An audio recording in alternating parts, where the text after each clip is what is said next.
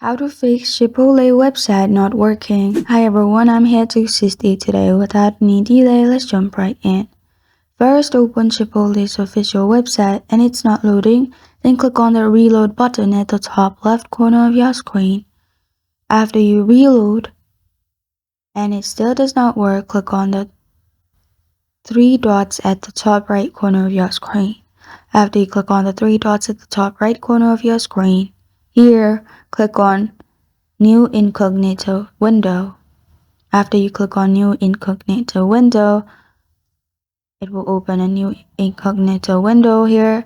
Type in chipotle.com and try using it from here. And if it works, you can use it from here. If it does not, click on the three dots at the top right. Again, click on Delete Browsing Data. It will lead you to this page. Here, select cookies and other site data and cached image and files. Then at the top, make sure it's all time and then press on delete data at the bottom. After you've done that, at the bottom left corner of your screen, you will find extensions.